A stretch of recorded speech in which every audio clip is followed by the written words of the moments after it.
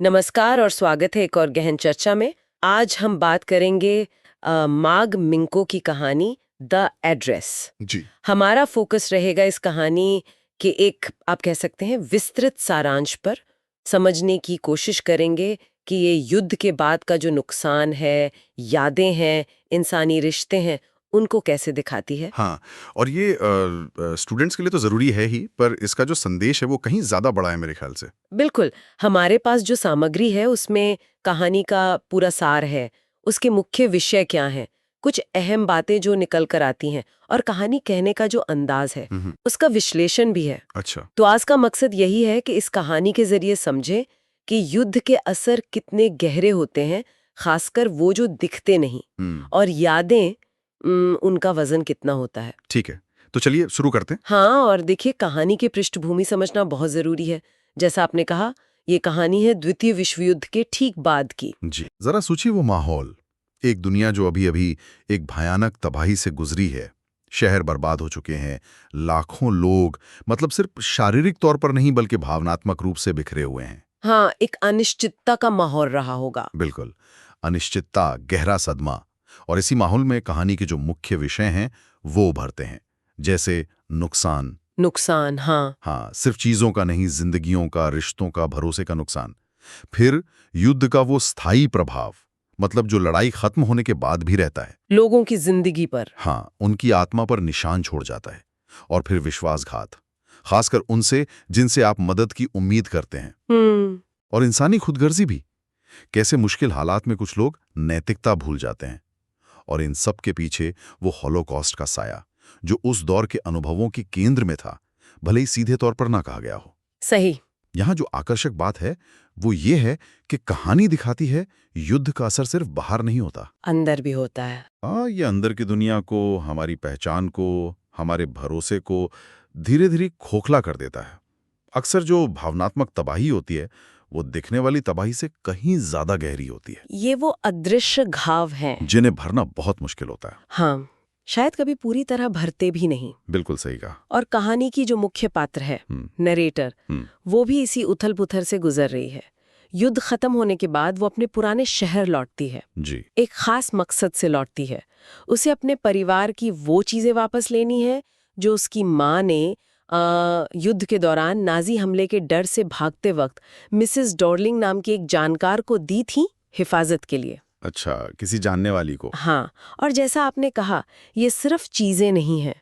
वो टेबल, कुर्सियां, चांदी के बर्तन, कपड़े, ये सब उसके गुजरे हुए वक्त से, उसके परिवार से जुड़े हैं। उसकी पहचान का हिस्सा है। हाँ, बिल्कुल, उसकी पहचान का हिस्सा है। वो इन चीजों के जरिए अपने खोए हुए अतीत को, अपनी माँ की यादों को शायद फिर से महसूस करना चाहती है। ये चीजें उसके लिए जैसे एक पुल है उस दुनिया से जो युद्ध ने छीन ली। तो जब नरेटर पहली बार मिसेस डॉर्लिंग के दरवाजे पर जाती है तो उसके मन में मिली-जुली भावनाएं होती हैं। एक उम्मीद है, शायद थोड़ी पुरानी यादों की मीठी सी कसक भी है। हाँ, कि सब ठीक होगा, चीजें मिल जाएंगी। हाँ, कि वो चीजें देखेंगी तो शायद बचपन याद आ जाएगा, परिवार याद आ जाएगा, शायद खोए हुए घर का कोई टुकड़ा मिल जाएगा। होता उल्टा है। हाँ, हकीकत बहुत कड़वी होती है।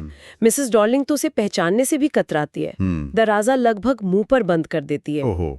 और बाद में जब वो दोबारा जाती है और घर के अंदर जा पाती है तो जो नज़ारा वो देखती है वो तो और भी ज़्यादा मतलब सदमा देने वाला होता है। क्या देखती है वो? वो देखती है कि उसकी माँ की जो कीमती चीज़ें थीं उन्हें मिसेस डॉर्लिंग अपने घर में ऐसे इस्तेमाल कर रही है जैसे वो उसी की हों। अच्छा। कुछ चीजें शायद बेच दी गई हैं, कुछ की हालत खराब हो गई है, टेबल क्लॉथ पर जले का निशान है, चांदी के बर्तन जैसे रोजमर्रा में इस्तेमाल हो रहे हैं बेरुखी से। अरे। और मिसेस डॉर्लिंग का व्यवहार, उसकी वो बनावटीपन और अंदर का स्वार्थ, वो साफ दिखता है। यहाँ वो जो नैतिक जिम्मेदारी थी और जो लालच था, उसका टकराव साफ है और लगता है कि नैतिकता हार गई। ये तो वाकई दिल तोड़ने वाला मंजर है। और जरा सोचिए, जब नरेटर उन चीजों को उस अजनबी घर में, उस माहौल में देखती होगी, हाँ, तो वो सिर्फ चीजों का नुकसान नहीं देख रही, वो एक गहरे भावनात्मक संघर्ष से गुजर रही है। हर चीज, वो टेबल क्लॉथ, वो चूरी कांटे, फर्नीचर, वो उसके लिए सिर्फ वस्तु नहीं है। याद है। हाँ, उसकी माँ की, उसके परिवार की, उसकी खोई हुई जिंदगी की जीती जागती याद है। जरा सोचिए, अपनी माँ के हाथों से चुने पर्दे किसी और की खिड़की पर देखना, या अपनी खानदानी चांदी की प्लेट में किसी और को खाते देखना। बहुत मुश्किल। हाँ, ये चीजें अब उसके लिए पवित्र अवशेष जैसी हैं और उन्हें इस तरह अपमानित होते देखना उसके लिए बर्दाश्त करना मुश्किल है। ये प्रतीक हैं खोई हुई सुरक्षा के, घर के, अपनेपन के एहसास के, उस प्यार के जो अब सिर्फ यादों में है। बिल्कुल। और इसीलिए अंत में नैरेटर उन चीजों को वापस लेने का इरादा छोड़ देती है। हाँ, उसे लगता है कि इन चीजों को यहां से ले जाने का कोई मतलब नहीं, इनका प्रैक्टिकल वैल्यू शायद अब कुछ नहीं, पर भावनात्मक वजन बहुत है। और शायद उनको वापस पाना उसके जख्मों को भरने के बजाय और कुरीद देगा। वो चीजें अब उसके अतीत के बिखरे हुए टुकड़े हैं जिन्हें शायद वो वापस जोड़ना ही नहीं चाहती। सही। ये कहानी जो है ना, युद्ध से बचे लोगों के उस खामोश मगर लगातार रिश्ते दर्द को बड़ी संजीदगी से दिखाती है। हाँ। ये बताती है कि चीजों का वापस मिल जाना हमेशा भावनात्मक सुकून नहीं देता। कई बार वो चीजें दर्दनाक यादों का बोझ बन जाती हैं। हाँ। मिसेस डॉलिंग का किरदार जहां इंसानी स्वार्थ दिखाता है, वहीं नैरेटर का फैसला नुकसान की भावनात्मक कीमत और उससे उभरने की जो जटिल प्रक्रिया है उसको दिखाता है। ये कोई आसान रास्ता नहीं होता। आपने बहुत अहम नुक्ते उठाए और जो हमारे पास जानकारी है उसमें भी कुछ ऐसे ही गहरी बातें निकल कर आती हैं इस कहानी से। पहली तो यही है, युद्ध का स्थायी प्रभाव। हाँ, बिल्कुल। हम अक्सर युद्ध को सिर्फ तारीखों और लड़ाइयों में देखते हैं, लेकिन ये कहानी याद दिलाती है कि असली असर इंसानों पर होता है, उनकी जिंदगियों पर, उनके मन पर, उनके अंदर की दुनिया पर। हाँ, ये सिर्फ शहर नहीं बदलता, इंसान के अंदर को भी बदल देता है, हमेशा के लिए। सही। दूसरी बड़ी बात है वस्तुओं और यादों का रिश्ता। ये कहानी दिखाती है कैसे बेजान चीजें भी जिंदा यादों को संजोए रखती हैं, वाहक बन जाती हैं। भौतिक मूल्य नहीं होता, गहरा भावनात्मक वजन होता है। वो परिवार, पहचान, इतिहास सबसे जोड़ती हैं। लेकिन इसमें एक पेच है। हाँ, वही मैं कहने वाली थी। क्या ये जुड़ाव हमेशा सुकून देता है या कभी-कभी बोझ बन जाता है? बिल्कुल। कहानी इसी सवाल पर सोचने को मजबूर करती है। शायद यही तीखापन है इसका। यादें चीजों से ज्यादा वजनी हो सकती हैं और उन्हें वापस पाना सुकून के बजाय बोझ बन सकता है। बिल्कुल। और तीसरा महत्वपूर्ण बिंदु, इंसानी खुदगर्जी और विश्वासघात। हाँ, देखिए, ये कहानी कोई आदर्शवादी तस्वीर नहीं दिखाती। ये बताती है कि संकट के समय जब इंसानियत की सबसे ज्यादा जरूरत होती है, तब भी कुछ लोग अपने फायदे को नैतिकता और करुणा से ऊपर रख सकते हैं। मिसेस डॉर्लिंग जैसा। हाँ, मिसेस डॉर्लिंग का किरदार इसी कड़वी हकीकत का प्रतीक है। ये हमें मानवीय स्वभाव के एक, कह सकते हैं, स्याह पहलू से मिलवाता है। दिखाता है कि मुश्किल हालात में नैतिक दिशा कैसे भटक सकती है। चौथा, नुकसान की प्रकृति को समझना। कहानी कहती है नुकसान सिर्फ चीजों का खोना नहीं है। नहीं। असली नुकसान तो भावनात्मक, मनोवैज्ञानिक, नैतिक स्तर पर होता है। आप खोई चीजें शायद वापस पालें या नहीं ले आएं, लेकिन खोया हुआ भरोसा, खोई हुई मासूमियत, हाँ, या मन की शांति, वो वापस पाना लगभग नामुमकिन होता है। ये नुकसान अक्सर स्थायी होता है, एक खालीपन छोड़ जाता है। और पांचवा बिंदु जो शायद थोड़ी उम्मीद देता है, वो है सर्वाइवर रेजिलियंस, मतलब मुश्किल हालात से जूझकर खड़े रहने की क्षमता। हाँ, ये भी है। इतनी तबाही, इतना दर्द और विश्वासघात के बावजूद नैरेटर का अपने अतीत के टुकड़ों को खोजना और फिर अंत में एक मुश्किल लेकिन गरिमा वाला फैसला लेना। हाँ, वो फैसला लेना। ये सब उसकी अंदरूनी ताकत को दिखाता है।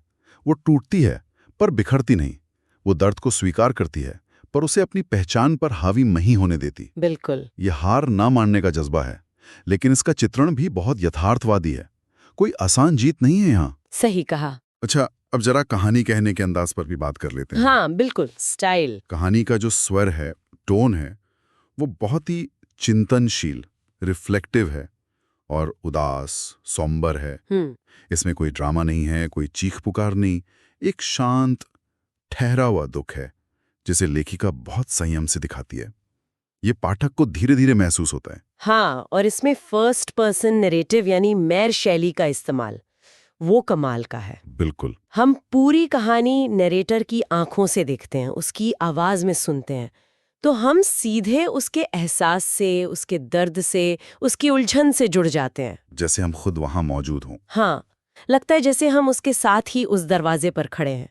ये पाठक और पात्र के बीच एक गहरा रिश्ता बनाता है। और इसकी जो संक्षिप्त लेकिन सटीक कथा शैली है, वो भी खास है। कहानी बहुत लंबी नहीं है, नहीं। कम शब्दों में बहुत कुछ कह जाती है। ये शायद युद्ध के बाद की बेरंग सीमित जिंदगी को भी दिखाती है, जहां भावनाओं को खुलकर कहने की शायद जगह कम थी। हाँ, शायद। लेखिका का ध्यान बाहरी घटनाओं के ब्यौरे पर उतना नहीं जितना नरेटर के अंदर क्या चल रहा है उसकी भावनाओं की महीन परतों पर है। हर शब्द जैसे नपा तुला है, खामोशी भी बोलती है यहाँ। और प्रतीकवाद, सिंबॉलिज्म तो इस कहानी की जैसे जान है। हाँ, जैसा हम कह रहे थे, वो घर की चीजें, टेबल क्लॉथ, चांदी के बर्तन, फर्नीचर, ये सिर्फ वस्तुएं नहीं हैं। ये प्रतीक हैं, मेटाफर है। हाँ, प्रतीक है, यादों के, खोई हुई पहचान के, एक पूरी तबाह हुई दुनिया और विरासत के प्रतीक हैं। उनका इस तरह बिखरा होना, गलत हाथों में होना, ये नरेटर की अपनी जिंदगी के बिखराव को भी दिखाता है। बिल्कुल सही। और लेखिका ने विरोधाभास, कॉन्ट्रास्ट का भी बहुत अच्छा इस्तेमाल किया है। कैसे? एक तरफ मिसेस डॉर्लिंग का वो ठंडा हिसाब किताब वाला व्यवहार, उसका लालच, और दूसरी तरफ नरेटर का उन चीजों से गहरा भावनात्मक लगाव, उसकी यादों का वजन। ये कॉन्ट्रास्ट कहानी के नैतिक द्वंद्व को उभारता है। हाँ, पाठक से सवाल पूछता है। हाँ, कि संकट के समय इंसानियत का क्या मोल रह जाता है। यादों का वजन ज्यादा है या चीजों का? अगर हम इसे बड़ी तस्वीर से जोड़ें तो ये कहानी सिर्फ एक व्यक्ति की कहानी नहीं रह जाती। नहीं। ये हमें युद्ध के मनोवैज्ञानिक असर को, खासकर नुकसान और याददाश्त की जटिलताओं को एक मानवीय स्तर पर समझने में मदद करती है। ये दिखाती है कि इतिहास की बड़ी घटनाएं कैसे आम लोगों की निजी जिंदगियों पर गहरे, कभी न मिटने वाले निशान छोड़ जाती हैं। तो इस सब का क्या मतलब है अगर हम पूरी बात को समेटें? तो दी एड्रेस नुकसान, याददाश्त और युद्ध के बाद की जिंदगी की सच्चाइयों पर एक बहुत ही मार्मिक, संवेदनशील और सोचने पर मजबूर करने वाली कहानी है। बिल्कुल। ये हमें बहुत शांत लेकिन गहरे तरीके से दिखाती है कि कैसे बड़ी ऐतिहासिक घटनाएं न सिर्फ बाहरी दुनिया को बल्कि हमारे अंदर की दुनिया को, हमारे रिश्तों को, चीजों से हमारे जुड़ाव को हमेशा के लिए बदल सकती हैं। हाँ। ये बताती है कि कैसे साधारण सी दिखने वाली चीजें भी एक पूरी खोई हुई दुनिया का, गुजरे वक्त का, बिछड़े हुए लोगों का भावनात्मक बोझ उठा सकती हैं। मतलब साफ है कि युद्ध के जख्म सिर्फ जिस्म पर नहीं, रूह पर लगते हैं और उनकी टीस पीढ़ियों तक रहती है। आपने बिल्कुल सही कहा। ये कहानी ऊपर से देखें तो एक लड़की की अपने अतीत की चीजों को वापस पाने की एक निजी यात्रा है। लेकिन इसकी गहराई में उतरें तो ये युद्ध और संघर्ष के बाद की दुनिया की एक यूनिवर्सल तस्वीर है। ये उन अनगिनत लोगों की कहानी है जिन्होंने सब कुछ खोया है और जिन्हें अपनी बिखरी जिंदगी को फिर समेटना पड़ा है। हाँ। कहानी हमें दुख, अफसोस और एक गहरे चिंतन की भावना के साथ छोड़ जाती है। ये कोई आसान जवाब नहीं देती, सवाल छोड़ जाती है। और जाते जाते सोचने के लिए एक आखिरी सवाल, क्या हमारी यादों और हमारी पहचान को जिंदा रखने के लिए उन भौतिक वस्तुओं का, उन चीजों का हमारे पास होना वाकई जरूरी है जिनसे वो यादें जुड़ी हैं? अच्छा सवाल है। हाँ, या फिर क्या यादें और पहचान उन चीजों से आजाद होकर हमारे अंदर ज्यादा सुरक्षित और शायद ज्यादा शक्तिशाली रूप में जिंदा रह सकती हैं? जैसे नरेटर के केस में हुआ शायद उसने अंत में चीजें छोड़ दी, पर क्या उसने अपनी माँ या अतीत को भुला दिया? शायद नहीं। ये कहानी हमारे अतीत के साथ हमारे रिश्ते पर और उन चीजों के मोल पर जिन्हें हम सहेजते हैं, एक बहुत महत्वपूर्ण और शायद कुछ असहज करने वाला सवाल उठाती है।